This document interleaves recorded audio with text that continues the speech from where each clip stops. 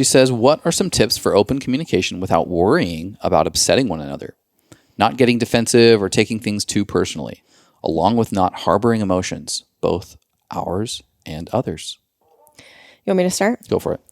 So I'm going to take her question apart a little bit. I understand what she's asking for. She's asking for some healthy communication tips, but I want to address something in the question where she says some tips for open communication without worrying about upsetting one another. You and I have been together for 17 years, net 14, something like that. Yep. Long time. And we have never stopped learning, especially in part 2. We've never stopped learning about how to communicate better to each other. Yes, we have some tools. Yes, we've been to some workshops. Yes, we've done a lot of work on ourselves, and we can, for the most part, communicate really well together. However, we are never done. And so when she says some tips for open communication without worrying about upsetting one another, I don't think that you have a healthy relationship without being aware of how your communication and words may affect your partner. When we're in everyday conversation, but certainly in a charged conversation, if somebody was a fly on the wall, they would see both of us take moments where, the person has said something and we pause and we take a breath and we think for a minute before we say anything out loud. Not saying we're always perfect at this. Like I said, we're never done. But by just taking a breath, you are able to remind yourself that there's a bigger picture here. It's not just about winning an argument. It's not about just being right. It's about coming to some level of not necessarily even compromise, but just recognition of what the other person's experience is. And so I don't think we can simply just not worry about sharing our truth and just don't get offended, Chase. I'm going to say what I want. It's my truth. Just don't get offended. I don't think we get to engage that way. Maybe there's some couples that can, but certainly you and I are not one of them.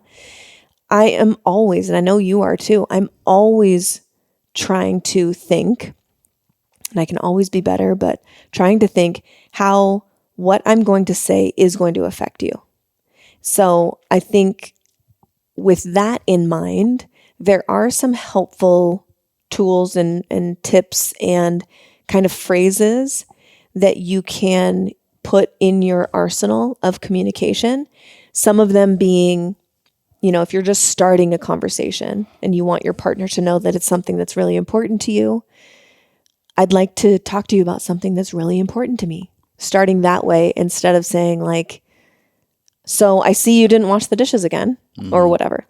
Hey, I want to talk to you about something that's really important to me. I want to talk about our, joined efforts in keeping the house clean or whatever. Another helpful phrase, I know there's a good reason why you do everything that you do. But when blank happens, this is my experience. So you're not demonizing the person. You're recognizing that they probably have a line of logic in their head that you're just not aware of. But when this happens, this is my experience. So keeping it in your experience rather than pointing the finger and saying you. So this is one way that you can be sharing what's on your heart, but doing it in a way that is not demonizing or not blaming in any way on your partner. Another one is, I know you really love me, but when blank happens, I don't feel loved. I feel blank. And fill in the blank. How do you feel when blank happens? And so it's almost like you're cushioning it. So get what's on your heart out, but cushion it with hey, I know you probably didn't mean this. But when you said this earlier, man, it just freaking gutted me. Yeah. So it's giving them the benefit of the doubt almost in your communication. Yeah. So those are just some tips. Of course, I have more thoughts, but I'll stop there and let you speak. Yeah, no, some things that come up for me is, the container that we call the check-in is a helpful tool, especially like as you're just getting started with conscious communicating with your significant other. Episode 113 breaks down how that format works. And then, look into John Wineland, who's a fantastic teacher, Mark Groves, who's an incredible teacher for how to consciously relate and communicate to your significant other. And then my kind of twist on this is those are really helpful tools for like getting off the ground. When you get into it, we've been doing this show for 4.5 years, and we've got multiple, skill sets as it pertains to consciously communicating. But at this point, for me, if I hear like overly fluffy spiritual relationship consciousness language, I kind of feel like, hold on, you're just reciting something. I want to hear your actual authentic thoughts. Yeah. And so sometimes for me, it's like, just be yourself, uncharged, and get to the point. And so like that can look as simple as, babe, I love the hell out of you. I don't see myself doing anything except continuing to curate a beautiful life with you.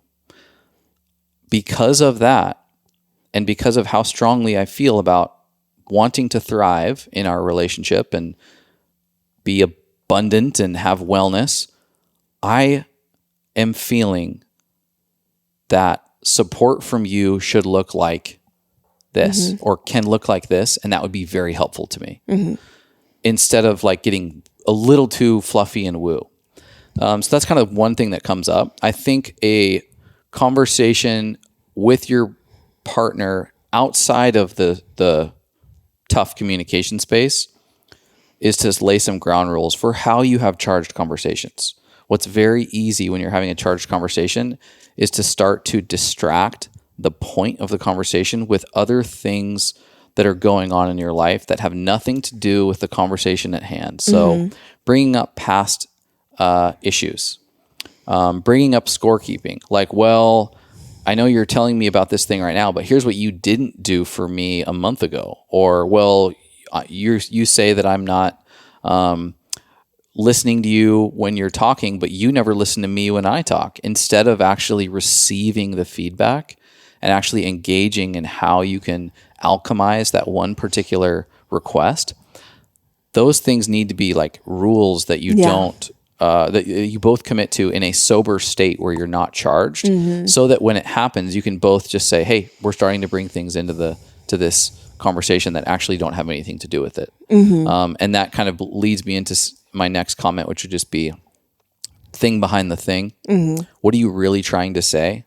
What's the archetype or the message that is running through the representation of this one particular problem that we're having? Like, it's so easy in charged conversation to hyper focus on the event that triggered the charged conversation, when that event was literally just kind of the last drop to spill the cup over.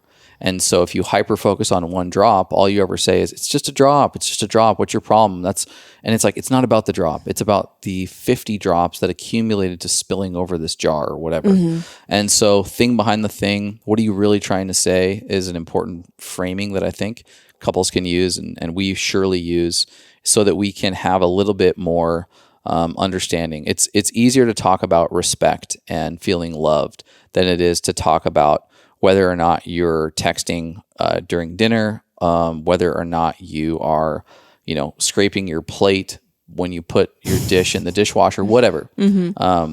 And so, I mean, those are the things that come up for me, and it looks a little bit different for everybody. The best thing that can support these types of conversations is just a commitment to participating in an elevated way of being. Conversations will never not have a charge when they are difficult, but what they can be is productive. And there's nothing, at least for me, that is more defeating than getting through a very emotional setting and not feeling like you have stepped into a higher way of being post that conversation. If it feels like it actually worsened, is where I think these, problematic conversations can really, kill a relationship. Yeah. So she says not getting defensive or taking things too personally. And I think this points back to the groundwork, laying the ground rules. And yeah, you can lay 10 ground rules till you're blue in the face or whatever. You can have this beautiful conversation. And then as soon as you have like a charge or one of you is pissed at the other person, sometimes those ground rules can feel like they almost like go out the window. So it's like, for some couples, we don't necessarily do this, but I know it works for some couples. If you notice that like you're getting worked up or your partner's getting worked up, you can simply say, I really want this conversation to be productive, and I can tell that it is not right now. I'm getting worked up, or I can see that like we are getting worked up together. I'm going to take a walk around the block. I'm going to take some breaths, and then I'm going to come back in 10 minutes, and I would like to continue the conversation because I want to get to a point that feels really good, where we both walk away from this feeling like it was productive. So we don't really do that, but I know that it can be helpful if you notice that people are being defensive or you're being defensive, whatever, then take the initiative. It's not like, let's take a fucking break, God.